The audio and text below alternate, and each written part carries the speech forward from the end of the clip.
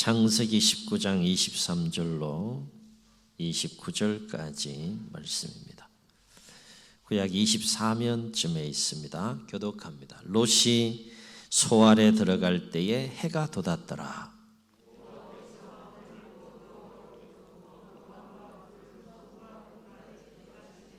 그 성들과 온 들과 성에 거주하는 모든 백성과 땅에 난 것을 다 엎어 멸하셨더라. 아브라함이 그 아침에 일찍이 일어나 여호와 앞에 서 있던 곳에 이르러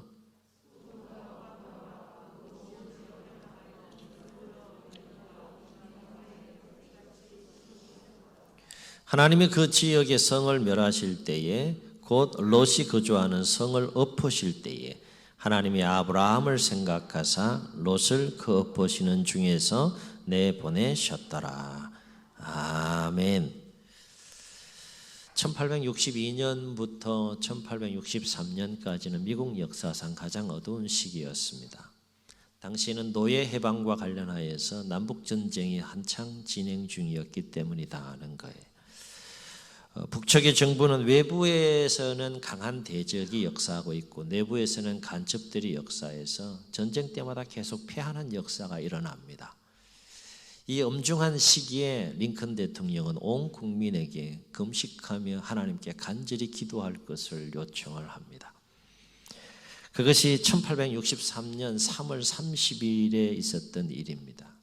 그리고 시간이 지나 5월 9일 날 게티즈버그 전투에서 그렇게 함께 기도했음에도 불구하고 이 북부군은 크게 패하게 되는데 겉으로 보기에는 하나님께서 기도를 듣지 아니하시고 응답하지 않는 상황인 것 같습니다. 이러한 상황 속에서 당시 남부군대는 더욱 마음이 높아지고 교만해서 이참에 아예 북부를 점령해 버리자라고 그렇게 결정을 하게 되는데요. 이러한 그 엄중한 상황 속에서 북부 군대의 패배 소식을 전해들은 링컨 대통령은 홀로 방에서 하나님께 기도합니다. 기도하기를 뭐라고 기도하는가 하면 하나님께서 이 전쟁을 승리하게 하신다면 종신토록 내가 하나님께 충성하겠습니다. 이런 내용을 가지고 도와달라고 간절히 기도하고 또 기도합니다. 나라의 대통령이 기도실에 들어가서 하나님의 도움을 구하며 기도한다는 것 얼마나 멋지고 아름다운 일입니까?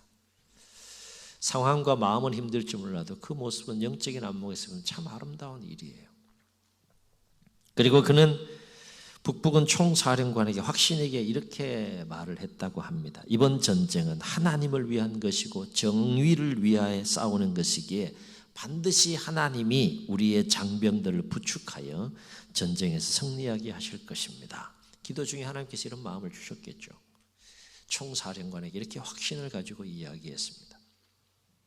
그런데 놀랍게도 다음날 게티즈버그 전쟁에서 북부군은 링컨의 말대로 전쟁에서 승리를 했고 그 전쟁은 그 전쟁에서의 승리만으로 끝나지 않고 그 전쟁은 전쟁의 판도를 완전히 바꾸어서 그 이후에 계속되는 전쟁 속에서도 계속해서 승리하게 되는 놀라운 일이 일어나게 되었다라고 하는 거예요. 역사적인 사실인 거죠. 사랑하는 성도 여러분 중보기도의 힘과 능력을 믿습니까? 아멘 이렇게 하셨지만 여러분 중보기도 하세요? 갑자기 또 아멘 소리가 이렇게 또 확 주는 이유는 뭘까? 아이 목사님 지금 내 문제도 벅차 죽겠는데 나 하나 신앙생활 잘하기도 벅차 죽겠는데 무슨 중보기도는 중보기도요. 그래도 중보하며 기도하셔야 됩니다. 오늘 뭐 다 아는 내용인데 다시 한번 말씀을 통해서 우리가 되새김질하면서 중보 기도에 대한 새로운 도전이 우리 가운데 있기를 주의 이름으로 축원합니다. 오늘 말씀 너무 유명한 말씀이에요. 소돔과 고모라가 죄악이 관영해서 하나님의 심판으로 말미암아 멸망을 당하는 장면이 우리가 읽은 말씀이에요. 24절과 25절에 보게 되면 하나님께서 이 소돔과 고모라를 어떻게 멸망시키는지에 대해서 증언을 하고 있는 것을 보게 되는데 어떻게 멸망시켰다고 했습니까? 하늘에서 비가 막 쏟아지는 것처럼 유황과 불이 떨어졌다 그랬어요. 우리 하나님 참 좋으신 분이신데 이 죄악에 대해서만큼은 공의로 심판하실 때 얼마나 무서운 하나님이신지 몰라요. 우리가 사랑의 하나님도 깊이 묵상해야 되지만 죄에 대해서는 무섭게 심판하시는 공의로운 하나님도 우리가 깊이 묵상하면서 신앙생활 할 때 균형 잡힌 신앙생활을 하게 될 줄로 믿습니다.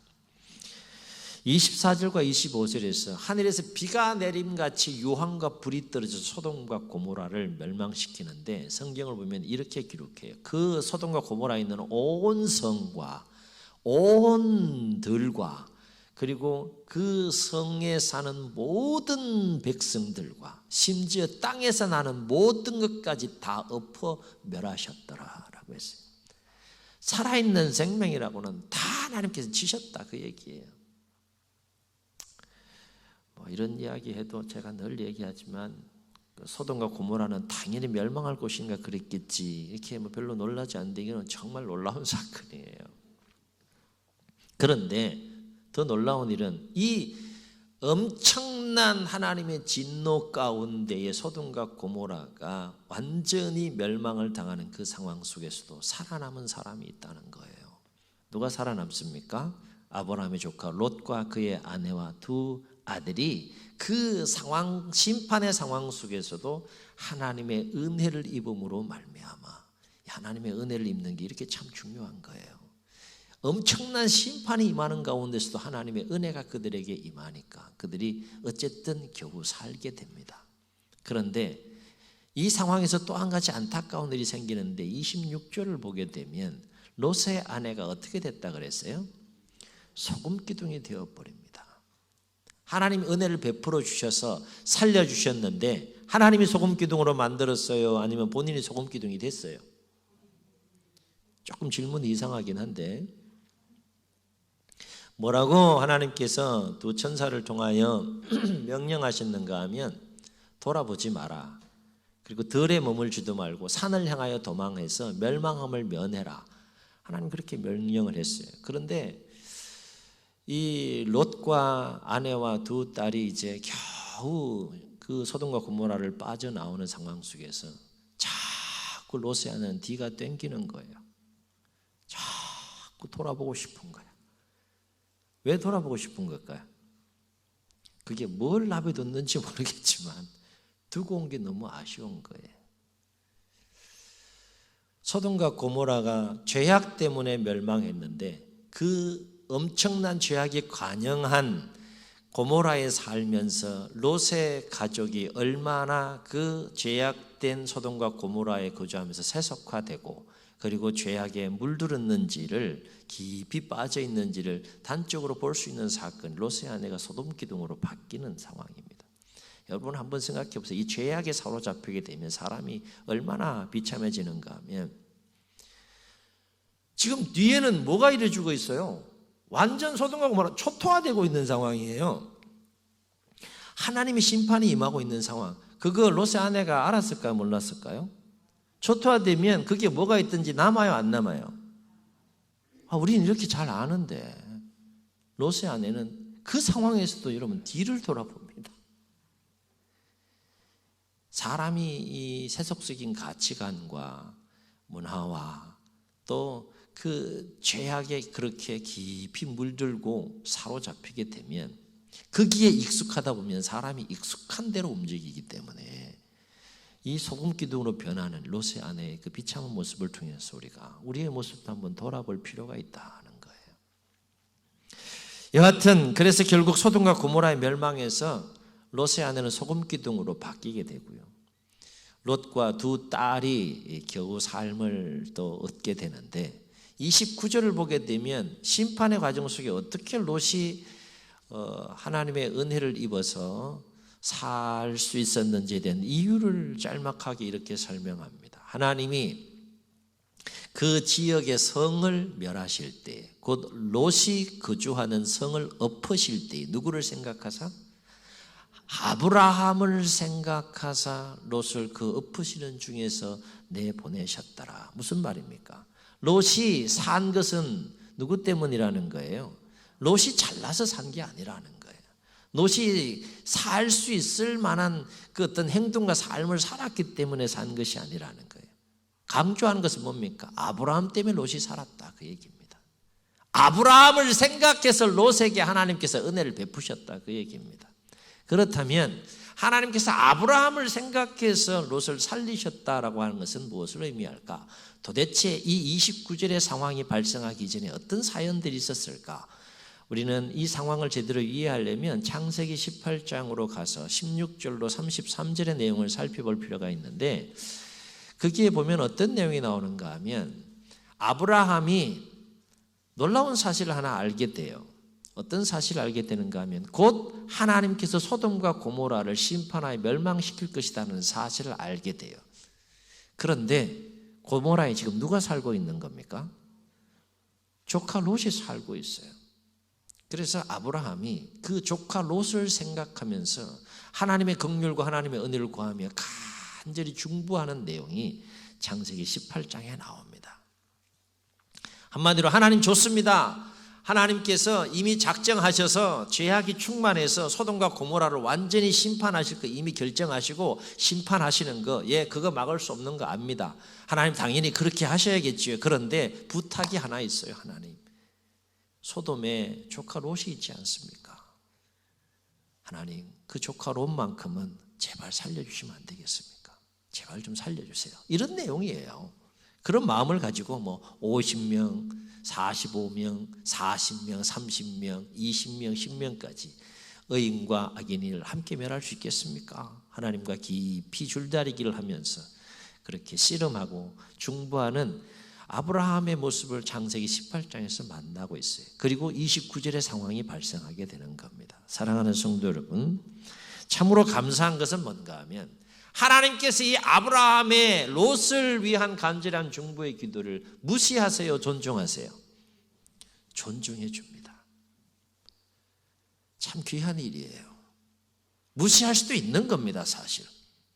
하나님 얼마든지 그럴 권한과 위치에 있는 분이세요.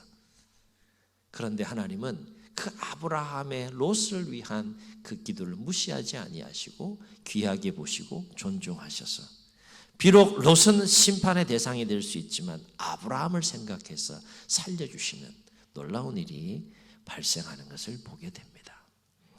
사랑하는 성도 여러분, 오늘 말씀에서 우리가 주목할 것이 뭘까요? 세 가지를 함께 주목하고 기도하려고 합니다. 첫째는 하나님은 중보 기도를 기뻐하신다는 거예요.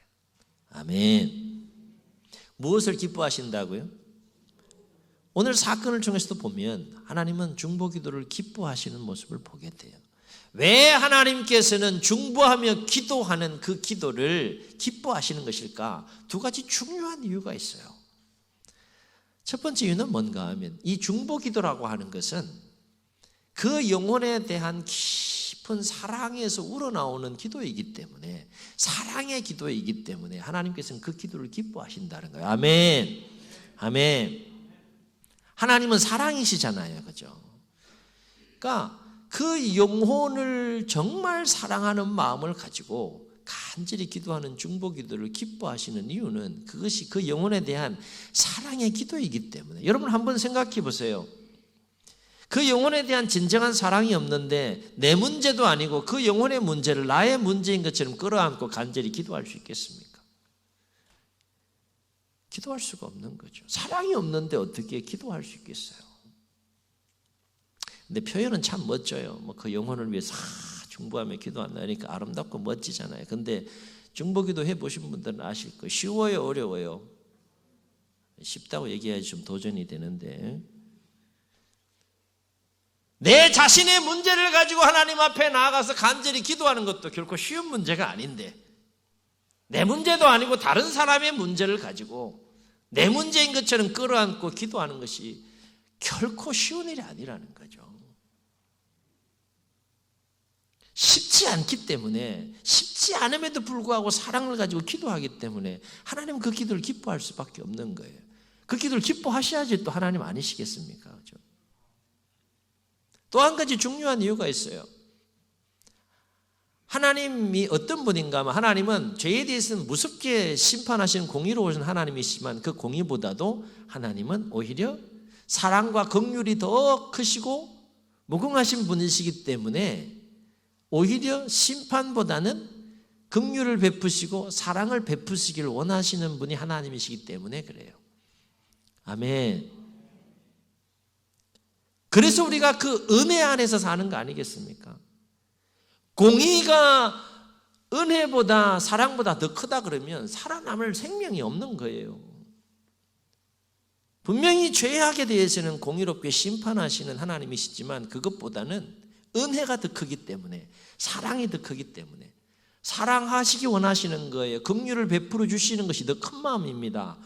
또 용서해 주시는 것이 더 큰 하나님의 마음이라는 거예요.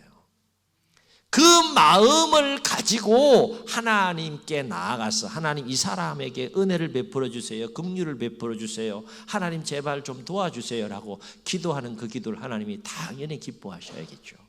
당연히 귀하게 여기셔야겠죠. 이 영적인 원리를 알게 되면 우리는 기도할 수밖에 없는 거예요. 여러분 정말 누군가를 정말 깊이 사랑한다고 한번 생각해 보세요. 그러면 영적인 차원에서 보면 가장 사랑하는 행위 중에 하나가 뭔가 하면 그 영혼을 위해서 기도하는 거예요. 우리가 잘 아는 유명한 말씀 요한삼서 1장 2절에 보면 사랑하는 자여 내 영혼이 잘된 같이 내가 범사에 잘되고 내가 강건하기를 뭐하노라? 간구하노라. 사랑하는 자여. 내가 사랑하는 그 사람이 정말 하나님의 은혜를 받아서 하나님의 사랑을 더 풍성하게 받아서 하나님의 도움과 하나님의 손길과 능력이 임해서 더 행복한 삶을 살기를 원하는 마음이 간절한데 하나님께 기도하지 않을 수 없는 것이죠. 중보하며 기도하지 않는 것은 그 영혼에 대한 사랑이 없다는 것이에요.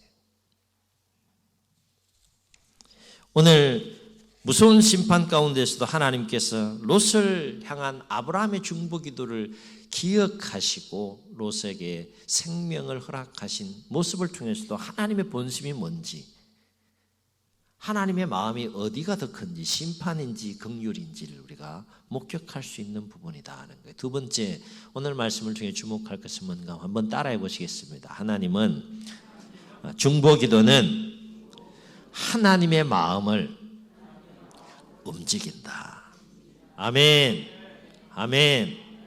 야, 여러분 하나님의 마음이 움직이면 어떻게 되는 거예요? 할렐루야. 새해는 경험해 보시기를 주의 이름으로 축원합니다. 하나님의 마음이 움직이면 하나님의 마음이 움직인 대로 역사가 되는 거예요. 어떻게 움직이든지 간에 움직이는 대로 역사가 일어나는 겁니다. 그런데 중보기도는 어떤 힘이 있다는 거예요? 하나님의 마음을 움직이는 힘이 있다는 거예요.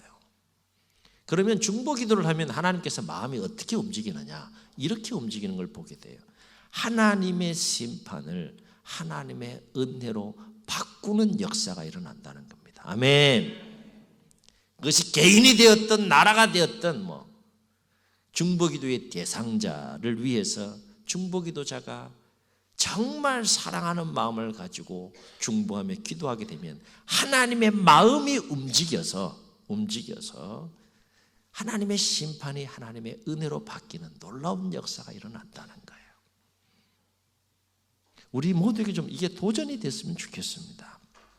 오늘 소돔과 고모라에 하나님 무서운 심판이 많은 가운데서도 롯이 하나님의 은혜를 입어서 죽지 않고 살아남을 수 있었던 비결이 뭡니까? 그렇습니다. 아브라함이 중보기도를 통하여 누구의 마음을 움직인 겁니까? 하나님의 마음을 움직인 거예요.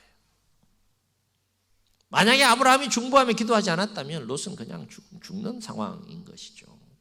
그런데 아브라함이 하나님의 마음을 움직였는데 무엇으로 움직였다는 거예요? 네?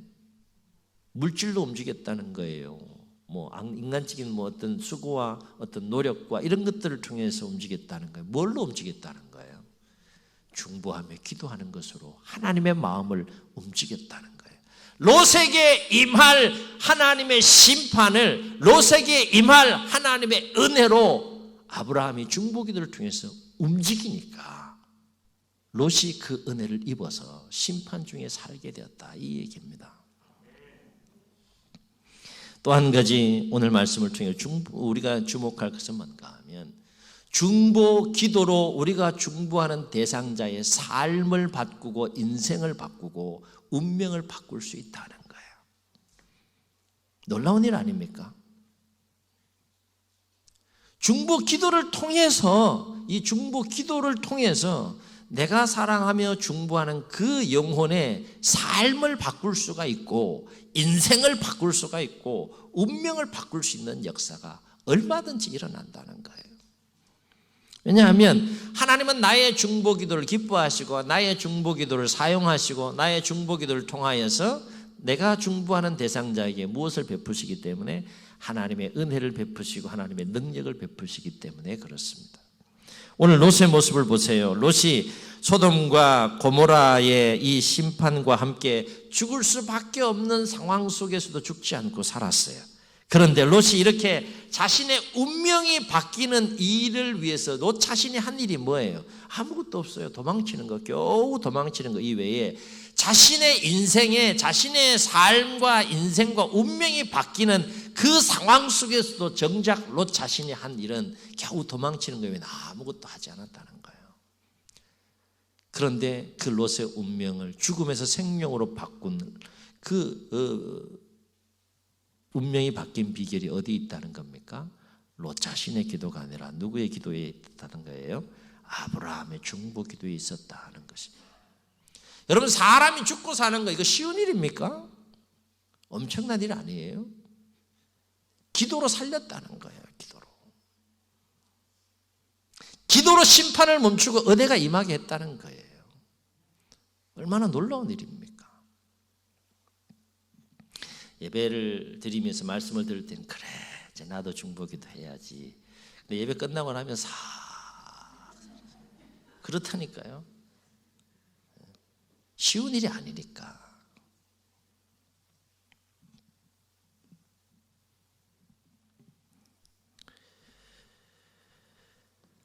우린 여기에서 다시 한번 중보기도에 대한 크고 놀라운 힘을 발견할 수 있는데요.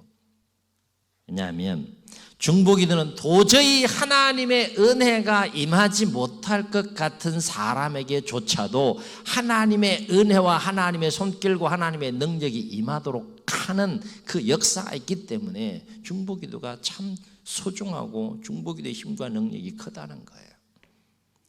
도저히 저 사람에게는 심판이 임할 수밖에 없는 그 삶을 살아가고 있음에도 불구하고 내가 그 영혼을 사랑하는 마음을 가지고 정말 그 영혼을 위해서 기도하게 되면 심판이 임할 수밖에 없는 대상임에도 불구하고 하나님은 나의 중보 기도를 귀하게 여기시고 사용하셔서 그 영혼에게 하나님의 은혜를 베푸시도록 하나님의 은혜가 임하시도록 능력과 손길이 임하시도록 하는 역사가 중보 기도를 통해서 일어난다는 거예요. 그렇습니다. 하나님은 우리의 중보 기도를 기뻐하시고 우리의 중보 기도를 통해서 크고 놀라운 은혜를 베푸시기를 원하십니다. 내가 그 영혼을 위해서 기도함으로 하나님의 마음이 움직여서 그 영혼의 심령과 삶과 인격과 운명이 뒤바뀔 수 있다 그러면 우리의 중보의 기도가 필요한 자들을 위해서 우리가 더욱더 중보하며 기도해야 되지 않겠느냐 하는 거예요. 아멘. 기억할 것은 우리가 중보하는 대상자들을 위해서 할 수 있는 일에는 한계가 있다는 거예요. 정말 사랑해서 돕고 싶을 때, 심지어 부모와 자녀와의 관계 속에서도 정말 사랑해서 돕고 싶은데 그 영혼이 더 행복하고 더 잘 하나님의 뜻 안에서 삶을 살아갈 수 있도록 돕고 싶은데 정작 내가 그 중보의 대상자를 위해서 할 수 있는 일에는 한계가 있다는 거예요. 그럼 우리는 그 한계 안에 갇혀서 삶을 살아야 되느냐? 그 한계를 뛰어넘는 비결이 있다는 거예요. 그게 뭡니까? 비록 나는 나의 중보 기도자를 위해서 할 수 있고 돕는 일에 한계가 분명히 있지만 내가 그 영혼을 사랑하는 마음을 가지고 중보하고 기도하게 되면 나는 나의 한계를 뛰어넘어서 하나님으로 하여금 그 영혼에게 은혜가 임하게 하고 능력과 손길이 임하게 하므로 나의 한계를 뛰어넘어서 그 영혼을 돕고 그 영혼이 더욱더 행복하게 삶을 살아갈 수 있도록 할 수 있는 길이 있다는 거예요. 아멘. 내가 기도할 때 그 영혼에게 하나님의 은혜가 임한다면 내가 기도할 때 그 영혼에 하나님의 능력이 임한다면, 그래서 놀라운 하나님의 은혜가 임하고 능력이 임해서 그 인생과 삶에 놀라운 변화가 일어날 수 있다 그러면 우리는 함께 사랑하는 마음을 가지고 중보하며 기도해야 되지 않겠느냐 하는 거예요. 롯을 위해서 사랑으로 간절히 중보하며 기도했던 아브라함을 생각해서 롯에게 은혜를 베푸신 그 하나님은 오늘도 우리에게 사랑의 중보의 기도를 요청하고 계십니다. 지금 코로나로 인하여서 어느 때보다도 서로를 위해 중보의 기도가 필요한 어려운 때 아닙니까? 분명한 사실은 우리가 오늘 영적인 원리를 잘 깨닫고 서로를 사랑하는 마음을 가지고 함께 뜨겁게 중보하며 기도한다 그러면 우리 앞에 어떤 어려움이 놓여진다 할지라도 하나님의 은혜가 임하고 손길과 능력이 임해서 넉넉하게 그 어려움들을, 그 상황들을 이기게 하시는 삶을 체험하고 경험하게 될 줄로 믿습니다. 왜 우리는 우리의 힘으로만 문제를 해결하며 삶을 살려고 하는지요? 하나님께 중보하며 기도하면 하나님이 역사하시는데, 바로 없기는 새해에는 서로에 대한 사랑이 더욱더 깊어지므로 아브라함이 롯에 대한 사랑을 가지고 간절히 중보하며 기도했던 것처럼 서로를 위해서 더욱더 중보하여 기도하는 가운데 하나님께서 중보에 우리의 기도를 들으시고 더 풍성한 은혜를, 능력을 베푸시는 그 손길을 체험하고 경험하는 우리 개개인과 공동체가 될 수 있기를 주의 이름으로 축원합니다. 축원합니다. 말씀을 기억하시면서 우리 함께 찬양하시고 한번 통성으로 기도하겠습니다.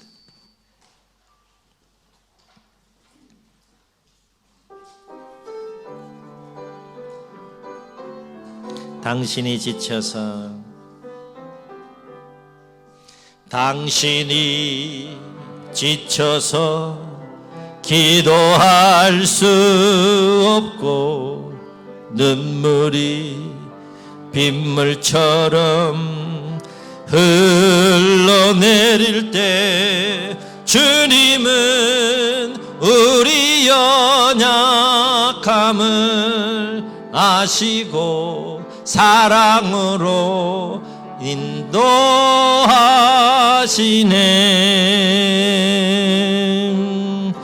누군가 널 위하여 누군가 기도하네. 아멘 아멘. 내가 홀로 외로워서 마음이 무너질 때 누군가 널 위해 누군가 널 위해 기도하네. 누군가 널 위하여 누군가 기도하네. 아멘 아멘. 내가 홀로 외로워서 마음이 무너질 때 누군가 널 위해 기도하네. 주의 눈을 감으시고 우리 말씀을 기억하시면서 한번 통성으로 기도하시겠습니다. 성령님은 말할 수 없는 탄식으로 우리를 위해 중보하여 기도하시는 영이라 했습니다. 예수님도 하나님 보좌 우편에서 우리를 위하여 중보하여 기도하신다라고 했습니다. 하나님은 중보 기도를 기뻐하십니다. 그 영혼에 대한 깊은 사랑에서 우러나오는 그 기도를 기뻐하시고 그 기도를 귀하게 여기시고 그 기도를 사용하셔서 은혜와 능력을 베푸십니다. 우리가 중보하며 기도할 때 하나님의 마음이 움직여서 놀라운 일이 일어날 수 있습니다. 한 개인의 삶과 인생과 운명이 뒤바뀔 수 있고 나라의 운명이 바뀔 수 있는 일들이 얼마든지 일어날 수 있습니다. 이제 우리 자신을 위해서도 기도해야 되겠지만 서로를 위해서 우리의 기도의 지평을 넓혀가면서 더욱더 중보하며 기도하여 나아가야 되지 않겠습니까? 주여 우리에게 중보의 영을 부어주셔서 서로를 위해 우리가 중보의 기도가 필요한 자들을 위해 뜨겁게 중보할 때 은혜를 베푸시고 능력을 베푸셔서 놀라운 하나님의 은혜와 능력의 역사가 일어나게 하옵소서. 이런 마음과 주님 세움 부르시고 통성으로 기도합니다. 주여